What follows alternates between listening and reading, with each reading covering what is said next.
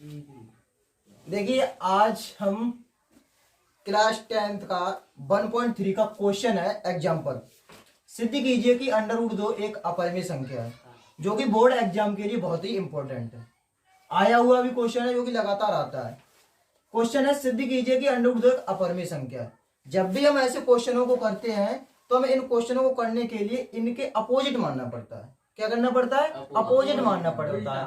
Opposite क्या होता है? जैसे यहाँ अपरिमेय संख्या है आपकी, क्या लिखा है? अपरिमेय संख्या। तो हम इसका उल्टा करेंगे, क्या करना पड़ेगा? परिमेय संख्या मानना पड़ेगा। इसको सिद्ध करने के लिए इस अपरिमेय का हमें क्या करना पड़ेगा? उल्टा करना पड़ेगा, परिमेय करना पड़ेगा। और परिमेय संख्या आप लोग जानते हैं क्या होती है? वे संख्याएं जो P/Q के रूप में लिखी जाती हैं, उनको हम क्या कहते हैं? परिमेय संख्या कहते हैं। तो हम सबसे पहले इसको सॉल्व करने के लिए सबसे पहले क्या लिखेंगे कि माना √2 एक परिमेय संख्या है। परिमेय संख्या है। अगर परिमेय संख्या है, परिमेय संख्या को हम क्या P/Q के रूप में लिख सकते हैं। हमने √2 को क्या माना है? परिमेय संख्या माना है। और परिमेय संख्या हम जानते हैं कि परिमेय संख्या P/Q के रूप में लिखी जाती है। अब हम क्या करेंगे, इस √2 से हम इसका अंडर रूट हटाएंगे। 2 से क्या हटाएंगे? √2। तो √2 हटाने के लिए हमें दोनों पक्षों का क्या करना पड़ेगा? वर्ग करना पड़ेगा। दोनों यहां लिखेंगे, दोनों पक्षों का वर्ग करने पर, दोनों पक्षों का वर्ग करने पर, दोनों पक्षों का वर्ग करेंगे तो यहां लिखेंगे √2 का स्क्वायर बराबर P/Q का ऐसे। ठीक, अगर √2 का स्क्वायर करेंगे, आप जानते हैं कि √2 का स्क्वायर का मतलब होता है कि √2 गुणा में √2, मतलब स्क्वायर में लिखा है तो उसे बोल देंगे कि √2 गुणा √2, क्योंकि स्क्वायर की चीज हमेशा 2 बार लिखी जाती है। तो यहाँ √2 का गुणा √2 में करेंगे कितना हो जाएगा? √4। और आप जानते हैं कि √4 कितना होता है? वर्ग 2 का। तो इसका आंसर कितना आएगा? 2। और इसे हम लिख सकते हैं P² बटे में Q²। क्या करेंगे अब हम? इसके नीचे 1 मानेंगे और इसका मल्टीप्लाई इससे, इसका मल्टीप्लाई इससे। तो हम 2 का गुणा Q² में करेंगे तो आपका क्या हो जाएगा? 2Q² बराबर P² का गुणा 1 में करेंगे, क्या हो जाएगा? P²। हमें किसका मान चाहिए? Q²। गुणा की चीज बेटा किसमें जाती है? भाग में जाती है। तो ये 2 को हमें ट्रांसफर करना पड़ेगा। तो Q² बराबर आपका हो जाएगा P² बटे में 2। अब जो भी है यहां पर है, क्वेश्चन में जो कुछ भी है यहां पर है, हमको क्या देखना पड़ेगा कि जैसे कि आपके पास लिखे होते हैं 4 बटे में 2, तो इसका मतलब क्या होता है? 2 का भाग 4 में जा रहा है, 2 का भाग 4 में जा रहा है, 2 दूनी 4। तो हम इसे कैसे लिख सकते हैं कि 4 2 से विभाजित है।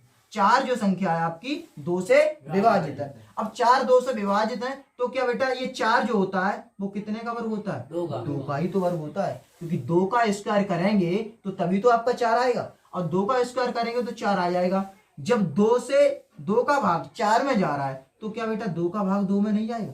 तो 2 का भी भाग तो 2 में जाएगा। तो यहाँ पर यही तो कह रहा है कि 2 का भाग P² में जा रहा है। किस में जा रहा है? 2 का भाग P² में जा रहा है। तो हम यहां लिख देंगे कि P² 2 से विभाजित है, विभाजित है। P² 2 से विभाजित है। तब बेटा क्या होगा? जब P² 2 से विभाजित है तो बेटा जैसे हमने बताया था 4 2 से विभाजित है, तो बेटा 2 भी 2 से विभाजित होगा, क्योंकि 4 का वर्ग क्या होता है? 4 का वर्गमूल 2 ही तो होता है। तो यहाँ पर P² का वर्गमूल क्या हो जाएगा? P। तो यहाँ पर लिख देंगे P 2 से विभाजित होगी, विभाजित होगी। अब इससे तो हमें यह पता चल गया है कि Q² जो है P² से 2 से P² तो विभाजित हो गई। अब हमें यह भी तो पता लगना चाहिए कि Q² 2 से विभाजित है कि नहीं है। तो हम क्या करेंगे? अब मानेंगे। क्या करेंगे? मानेंगे।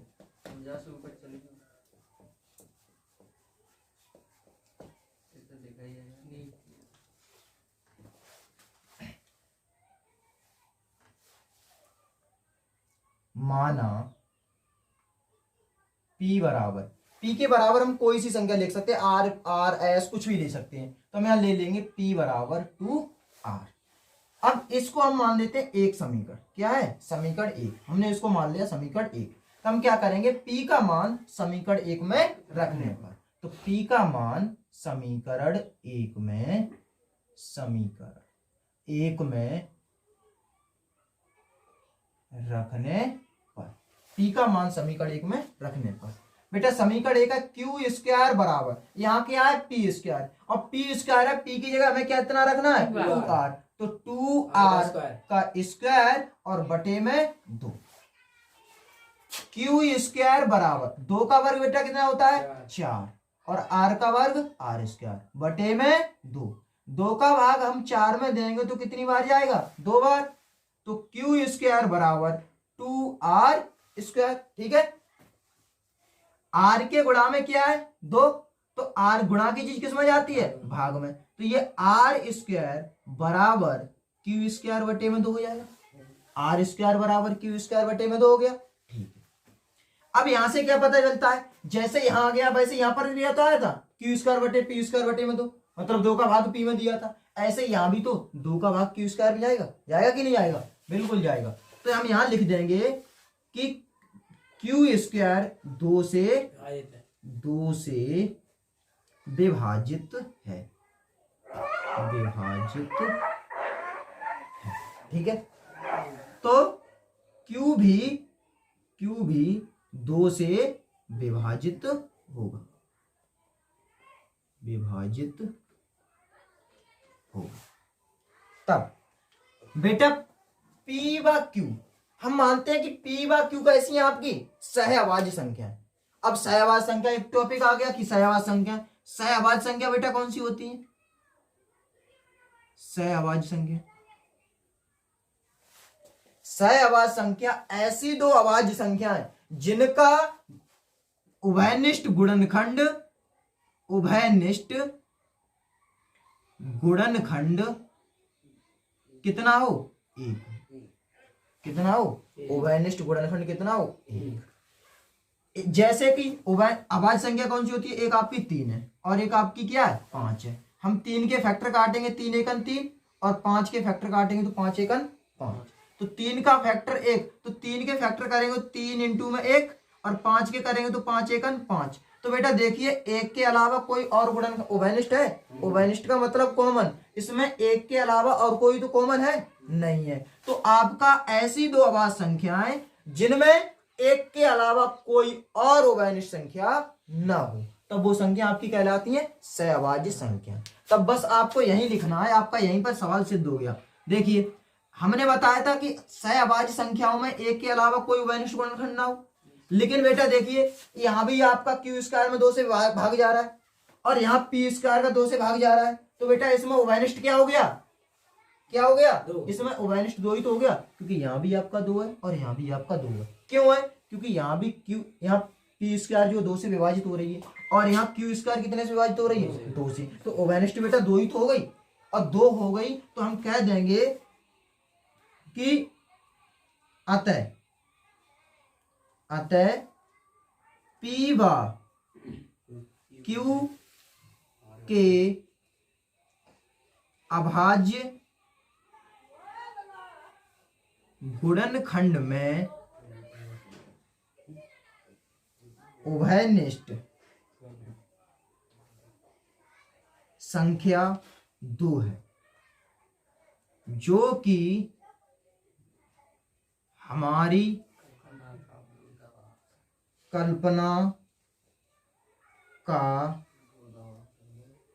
विरोधाभास है। अतः √2 एक अपर में संख्या है। बस बेटा आपका सवाल क्या हो गया, सिद्ध हो गया।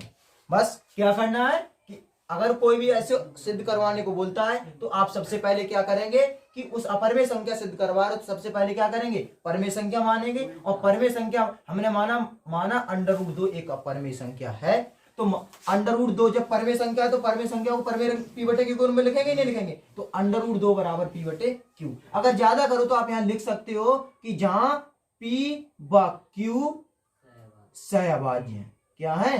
सहअभाज्य। लिखना चाहते हो तो वैसे कोई दिक्कत नहीं, सहअभाज्य। ठीक है, तब दोनों पक्षों का वर्ग करने पर, दोनों पक्षों का वर्ग क्यों करेंगे? क्योंकि इसका अंडर हटाना है, तो दोनों पक्षों का वर्ग कर दिया हमने। √2 का वर्ग होता है 2 p² बटे में q², इसका गुणा इसमें किया 2q², एक का गुणा p² में p²। गुणा की चीज बेटा किसमें जाती है? भाग में, तो q² बराबर p² बटे में 2। तो इसका मतलब क्या हुआ? 2 का भाग p² में जा रहा है। जब 2 का भाग p² में जा रहा है तो बेटा p में भी 2 का भाग जाएगा, तो वही लिखा है p² 2 से विभाजित है। भाग जाने का मतलब होता है विभाजित होना, तो p² 2 से विभाजित है, तो p भी आपकी क्या होगी? 2 से विभाजित होगी। ऐसे ही जब हमें p मिल गई तो हम q भी देखेंगे, q विभाजित है कि नहीं है, क्योंकि q भी तो है आपकी।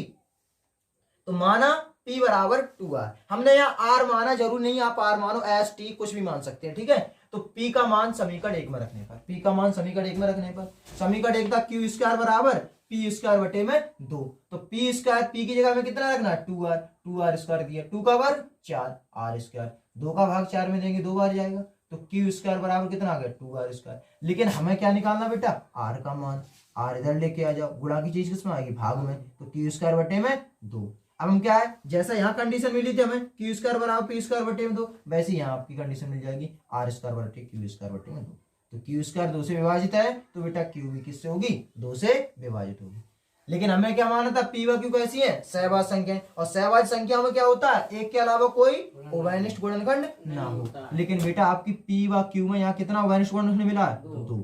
और हमें मिलना कितना था? 1। एक नहीं मिला, एक की जगह कितने मिले हैं? 2।